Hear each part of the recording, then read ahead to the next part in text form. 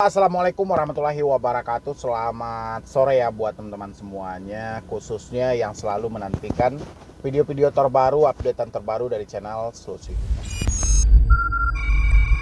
Terima kasih banyak ya buat teman-teman semuanya yang selalu mensupport, mendukung tentang channel Solusi Utang. Saya ucapkan selalu ribuan terima kasih buat Anda semuanya, karena memang tanpa bantuan dari Anda atau supportan dari Anda, channel ini tidak bisa berkembang begitu saja. Tapi karena adanya dorongan semangat dari teman-teman, alhamdulillah channel ini bisa terus sedikit demi sedikit ya memberikan arahan edukasi buat Anda, menjadikan mental Anda pulih kembali, sehingga supportan dan dukungan pun terus mengalir buat channel ini ya.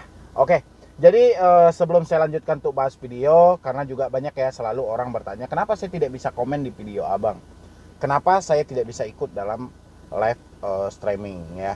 Satu hal yang mau saya sampaikan buat teman-teman semuanya, ketika saya live streaming itu saya perkhususkan untuk semua subscriber saja. Jadi kalau Anda belum support channel ini, Anda memang tidak bisa ikut dalam live streamingnya ya, dalam live chat lah ya, terutama live chatnya Anda memang tidak bisa ikut karena memang diperuntukkan khusus pelanggan saja. Jadi kalau Anda mau bergabung ya, Anda boleh support dulu channel ini. Nanti 5 menit kemudian aksesnya akan terbuka untuk Anda semuanya ya. Oke, jadi kita mau masuk nih untuk pembahasan kita hari ini, yaitu ini spesial ya. Buat Anda yang baru gagal bayar pinjol, ini ada 2 hal penting yang mau saya sampaikan kepada Anda, karena ini selalu tertinggal buat teman-teman semuanya. Terutama buat orang yang baru telat bayar, baru gagal bayar, atau yang sudah lama juga nggak ada masalah, mau udah sebulan, 2 bulan, 3 bulan, terserah. Hal ini selalu tertinggal bagi Anda gitu. Anda tuh lebih berpatokan kepada hal yang tidak begitu penting, sehingga Anda melupakan 2 hal yang sangat penting ini ketika kita gagal bayar pinjol atau telat bayar. Memikirkan tentang status dari pinjol itu legal atau ilegal, atau teman-teman malah sibuk memikirkan apa-apa aja nih DC yang datang ke rumah, sehingga teman-teman lupa dengan 2 hal ini. Dan apa aja itu bang? Gak usah panjang-panjang ya. Apa aja itu? 2 hal yang kami lupakan. Yang pertama itu mental. Ya. Di sini saya perhatikan mental teman-teman semuanya, ada yang baja, ada yang pura-pura jadi baja gitu loh. Yang pura-pura jadi baja itu dia seakan tegar banget, kokoh banget gitu loh. Walaupun pada kenyataannya pertanyaan dia, apakah Desi datang ke rumah bang? Ya, itu menandakan mental Anda belum maksimal. Ya, apakah suatu saat saya bisa diproses hukum bang? Itu menandakan mental Anda juga belum maksimal gitu loh. Kalau mental sudah maksimal, tidak ada lagi nih pertanyaan-pertanyaan yang misalnya kapan DC datang ke rumah, kapan teroran akan berakhir, kapan dia akan berkunjung ke tempat saya, apakah saya diproses hukum atau tidak. Kalau mental Anda sudah memang benar-benar pulih, full, pertanyaan itu tidak penting di dalam pemikiran Anda lagi. Karena ini disertakan dengan mental. Kenapa bang harus mental? Bukankah ini harusnya uang yang paling utama? Benar. Benar banget ya, nggak ada salahnya. Uang memang paling utama dalam ini. Yang melakukan penyebab dari kita telat bayar adalah uang kita tidak ada. Ya, tapi di sini kenapa kita dibutuhkan mental? Kita akan dihadapkan dengan berbagai macam ancaman.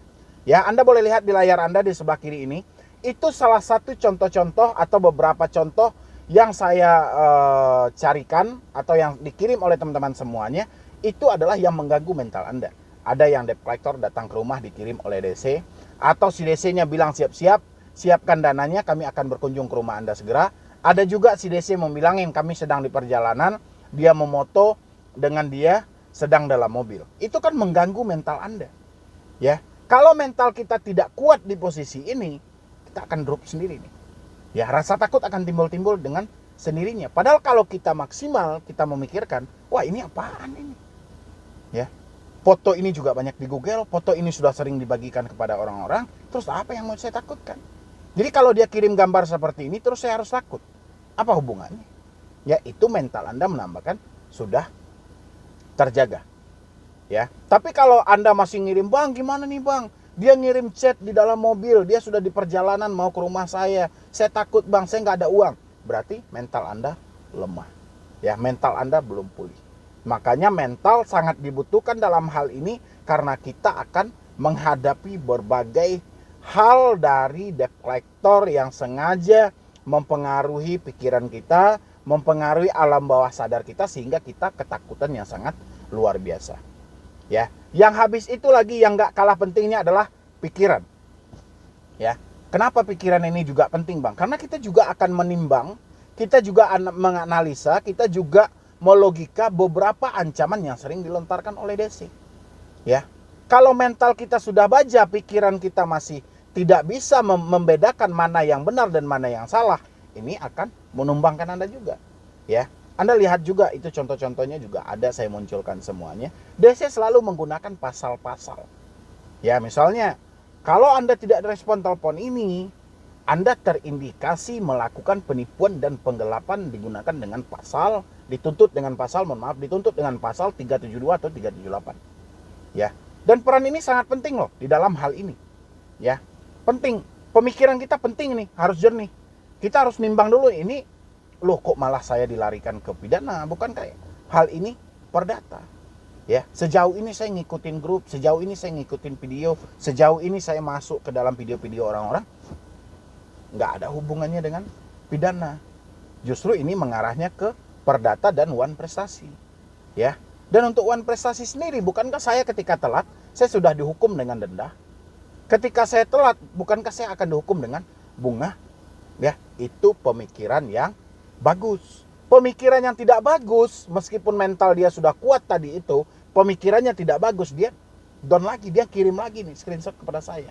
Bang Medi, tolong dong Bang, ini benar atau enggak sih Bang? Saya mau dituntut Bang dengan pasal 372, 378. Itu menandakan pikiran Anda sedang kosong saat itu. Ya, kayak mana orang-orang mengakui bahwa mental dan pikiran tidak ada hubungan dalam menghadapi pinjaman online. Itu hanya orang-orang yang belum pernah merasakan ancaman seperti apa yang dilahirkan oleh debt collector. Kalau mereka yang sudah mengalami, mereka yang sudah merasakan ancaman dari debt collector, mungkin ucapan mereka tidak bisa keluar kayak gitu. Ya, mereka bilangin mental ataupun pikiran nggak penting. Kata siapa nggak penting? Coba dulu Anda masuk ke pinjol ini, Anda rasakan kayak mana rasanya diancam, kayak mana rasanya kita menengok sebuah pasal, kayak mana rasanya kita menengok sebuah foto orang sedang menagih ke rumah, kayak mana rasanya kita menengok foto orang sedang tanda tangan di meja. Itu dikirimkan DC semuanya. Ya, tapi kalau mental kita dan pikiran kita aman, insya Allah semuanya Anda bisa lewati. Ya, tapi kalau yang dua ini Anda abaikan, Anda tumbang sendiri. Anda orang yang akan hancur paling utama ketika Anda mengabaikan soal mental dan pikiran Anda adalah orang yang akan hancur paling utama gara-gara pinjaman online. Tapi dua hal ini sudah Anda bangun dalam diri Anda ketika mau melangkah untuk menghadapi ini semuanya, insya Allah Anda akan bisa menghadapinya dan Anda akan keluar dari hal ini. Karena mental Anda ada, pikiran Anda mampu merespon dengan maksimal. Sehingga Anda bukan serba takut gitu loh. Ini diancam tahap apa aja Anda langsung takut. Ini ada orang yang ngakui nanti Anda di penjara langsung takut. Ada yang ngirim pasal langsung takut. Ada yang ngirim gambar langsung takut gitu loh. Jadi kalau serba semuanya itu Anda takutin, berarti otak Anda nggak ada fungsinya. Ya, makanya hari ini kita fungsikan lagi. Mental kita jaga lagi. Kenapa saya harus takut? Ya, bukankah saya ini telat bayar karena duit saya nggak ada? Dan menurut yang saya baca, yang saya temukan, baik orang menyampaikan di YouTube, baik orang menyampaikan di Google, hutang piutang ini arahnya ke perdata. Ya, kalau Anda mampu mengucapkan hal itu dalam pikiran Anda, mantap gitu loh. Anda menunggu waktu aja, secepatnya Anda akan keluar dari dunia jeratan setan pinjaman online ini. Tapi kalau Anda serba takut, dikit-dikit takut, orang sekitar tahu nanti gimana Bang, orang kantor saya tahu gimana Bang. Sementara di kantor saya, kalau ada karyawan yang misalnya mereka ada terjebak di pinjaman online, langsung dipecat, langsung down. Mental nggak ada sama sekali. Pemikiran kosong, ya. Dan akhirnya apa? Cari tali, gantung diri. Cari gedung, lompat. Kan bodoh gitu loh. Hutang 1 juta loh. Hutang 2 juta loh yang mau Anda hadapi. Ya. Cuman sebatas itu ancaman yang dilontarkan. Malah pikiran Anda tidak mampu memaksimalkan hal itu. Ini benar atau salah. Padahal banyak loh YouTuber-YouTuber baru yang bermunculan. Memberikan edukasi kepada diri Anda. Memberikan bahwa nggak perlu kita takut. Dan juga banyak orang-orang yang telah terdahulu dari saya pun juga dia telah mengedukasi orang-orang tentang bahaya pinjaman online. Ya, tidak ada yang perlu kita takuti. Sejauh ini cuman perdata, dan tetap maksimalkan diri kita, tetap jernihkan pikiran. Pasti itu pesan-pesan yang selalu mereka sampaikan. Kenapa tidak bisa Anda terima? Ya, ini loh yang jadi masalah. Kenapa pikiran Anda tidak mampu menampung solusi orang ini? Ya, ternyata masalahnya adalah mental dan pikiran mereka. Ya, makanya sebelum kita melangkah dalam menyelesaikan permasalahan ini, dua hal penting tadi itu harus ada dalam diri Anda. Jangan asal-asalan gitu. Dan satu hal lagi saya sampaikan, ketika ada debt collector mengancam Anda ke tempat kerja Anda nggak perlu takut. Ngapain takut? Anda masih tahu kan soal umur, jodoh, rezeki, Tuhan yang ngatur. Ya, benar, siapa yang rela kehilangan pekerjaan dia di antara dia butuh banget. Tapi kalau Anda masih meyakini bahwa Tuhan itu ada, rezeki Anda, selama rezeki Anda ada di situ, tidak ada halangan sedikit pun. Jadi nggak perlu khawatir, nggak perlu takut. Ya, rezeki itu sudah ada yang ngatur kok. Jadi Anda itu aja yang serba berlebihan. Bang, perusahaan saya mau ngatur begini bang, kalau ada karyawan terjebak pinjol langsung dipecat. Bodoh. Saya bilangin kayak gitu, bodoh Anda kalau kayak gitu. Karena rezeki itu Tuhan yang ngatur. Jadi jangan cemas kehilangan pekerjaan. Satu pekerjaan kehilangan, Anda tetap berusaha, rezeki menunggu Anda di depan. Ya, ini loh yang membuat Anda itu makin sengsara. Karena Anda lupa siapa yang ngatur rezeki ini. Bukan Anda yang mencari, tapi memang diizinkan rezeki itu buat Anda.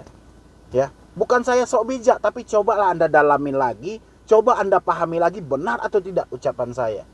Ya, ini banyak yang serba ketakutan, serba nggak jelas gitu loh. Yang Anda takut itu nggak jelas. Coba Anda praktekin, bangun mental Anda sekuat mungkin, jernihkan pikiran Anda, timbang dan analisa semua ancaman yang ada. Itu nggak ngaruh sama diri Anda. Ya, mungkin dari saya cuma itu aja. Mudah-mudahan bisa membantu teman-teman semuanya ya. Mudah-mudahan itu sedikit meringankan beban Anda. Yang penting jangan takut lagi. Benahi mental, jernihkan pikiran, hadapi semuanya, insya Allah badai pasti berlalu. Mari kita maju terus ke depan, jangan hanya terpuruk di satu masalah ini ya. Jadi sekian dulu dari saya, Medi Broni.